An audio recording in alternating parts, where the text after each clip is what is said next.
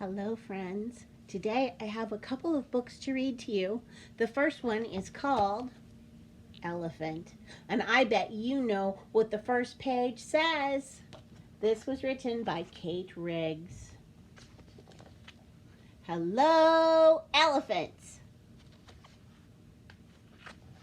Elephants are big mammals. They live in Africa and Asia. Elephants have long noses called trunks. They have big teeth called tusks. Elephant skin is gray. It feels bumpy. Elephant ears are big and floppy. Elephants eat plants. They use their trunks to get food. A baby elephant is called a calf. A calf lives with other elephants in a herd. Elephants like to play in the mud. Then they take a bath. Elephants like to sleep a lot, too. Goodbye, elephants. The second book I have for you today is called Penduli. And this was written and illustrated by Janelle Cannon. Penduli is a story about a hyena. And a hyena is one of my most favorite African animals. Yes, it is. Let's see what happens in this story. The sun was low in the East African sky. The animals had been sleeping all through the hot afternoon, and now they began to stir. Penduli awoke before Mama Hyena, eager to explore. Don't go far, Mama yawned. We must hunt soon. There's been so little to eat lately that we'll need all night to find enough to fill our bellies. Penduli promised to stay close and trotted away. As Penduli passed the waterfall, she spied sleepy animals in the brush. She sniffed the air, which was rich with exquisite and mysterious smells. But something was not so exquisite or mysterious. It was the smell of dog. Penduli's sharp ears picked up the soft pounding of pads on the dirt. She spotted a pack of wild dogs at play on a faraway ridge. And then they saw her.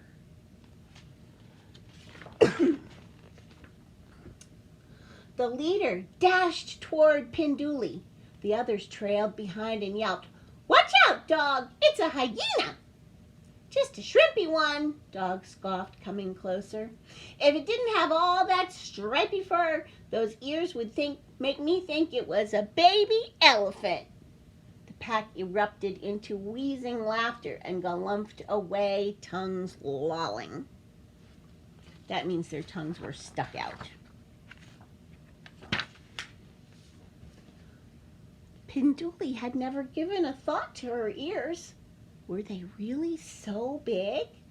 She let them fall flat against her head. Plip, plop. I can hardly hear now, Penduli thought, but she kept her ears down. Ahem! A rumbling voice came from the scrub. Ahem! Penduli whirled around. A lion! The little hyena poofed her mane and suddenly looked twice her size. She was sure that she was mighty fierce, but Lion just calmly looked her up and down. Then he leaned his old scarred face nearer and said, "That prickly fringe hardly becomes you, young lady." Penduli's mane flopped as she hurried away. She had never given a thought to her coat. Was it really so straggly? Penduli circled back to the water hole. She waded into the pool and let the water soak into her fur. She figured that when the water ran off, her coat would lie flat. No more prickly fringe.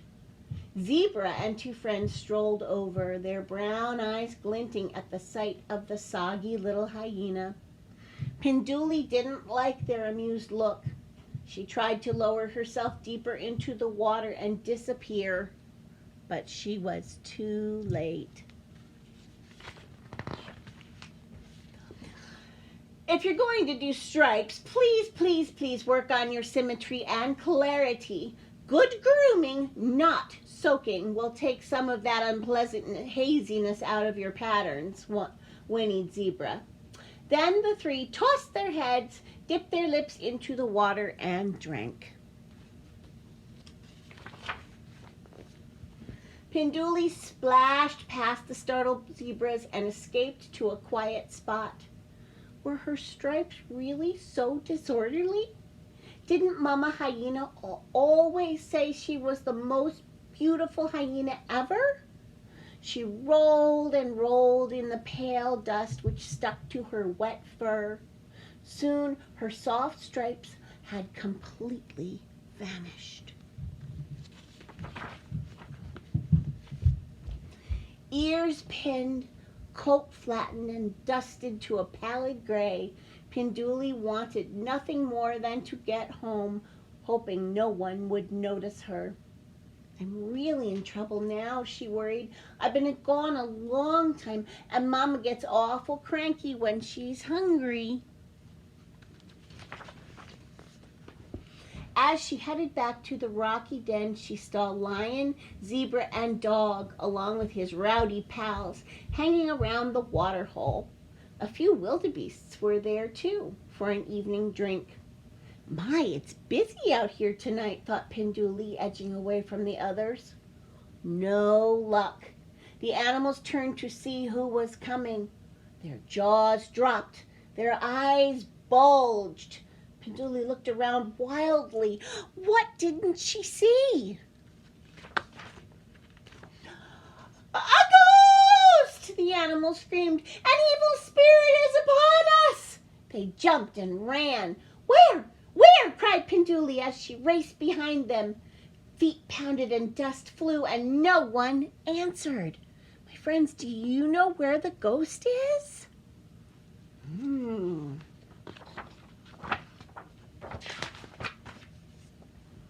The terrified crowd tore through thorny brush, over craggy stone, and horrified found themselves at a dead end in a small canyon.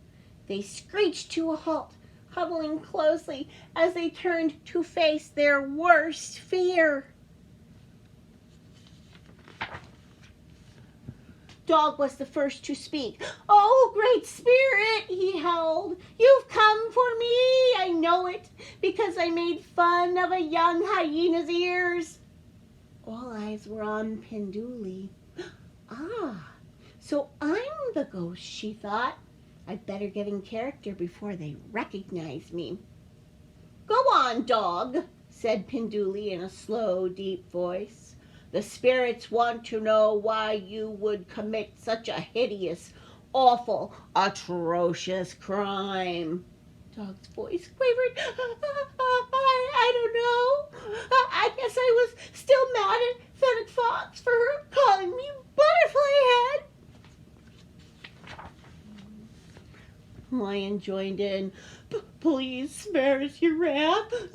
I too have spread discord by insulting a young hyena's mane. But Vulture called my own mane a mange. Penduli nodded sagely. Zebra stomped her hoof. Owl told me that my stripes were garish. A tear rolled down her long face. Everyone fell silent. Penduli's mind whirled as she tried to think of what a ghostly spirit might say. Of course, spirits always give tasks and want offerings, she thought. Let's see. Okay, Mama will love this. In order to appease bad spirits, you must find your tormentors and make peace, Penduli called out with authority, and always leave a bit of every meal as an offering. If you do this, I shall never return. She turned and glided away on her tiptoes, trying not to smile. Thank you, called the creatures. We will do as you say. Once out of sight, Penduli raced home. There you are, cried Mama Hyena as Penduli galloped up to her. You look awful. Penduli was so glad to be home again. It was worth getting in trouble. She didn't even mind the 5 baths it took to get the dirt out of her fur. In fact, it took all night to get Penduli looking like a beautiful hyena again. I was worried sick. I went looking everywhere for you, said Mama Hyena as she helped smooth Penduli's coat. Now that you're all straightened up, we've got to get out and find something to eat. It's already morning, and I'm sure you are as ravenous as I am. Penduli's stomach growled. That very morning, Dog, Lion, and Zebra searched the wide savannah until they found Fennec Fox, Vulture, and Owl. We have come here on the order of the Great Spirit, Dog announced. We must find out why you were so rude to us. Fennec Fox spoke up. I guess I was having a bad day. Serval Cat said I looked like a little fuzzy bat without wings. He nodded to Dog. Your ears really aren't so bad. Vulture ducked his head. Marabou Stork called me the moonscape, so I got mad and made fun of Lion. Owl moaned. All Adder said my feathery stripes look more like scribbles. Let's go find those 3 and get to the bottom of this, said Dog. From that day on, things began to change for Penduli and her mother. Instead of spending hours hungrily scrounging for meager meals, they found delicious treats everywhere. Look again. Eggs, fish, fruit. It's a miracle, exclaimed Mama. As Penduli tasted a sweet berry, she said, the Great Spirit must be smiling on us. Mama Hyena looked at her grinning daughter. Wait a minute. Did you have something to do with this? Laughing and feasting, Penduli told the whole story.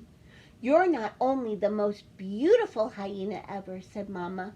You're the smartest hyena ever. And that's the story about Penduli the hyena. And in case you were wondering, this right here is the Serval Cat. And on the back we can see zebra and owl and stork and lion and all of the African wild painted dogs.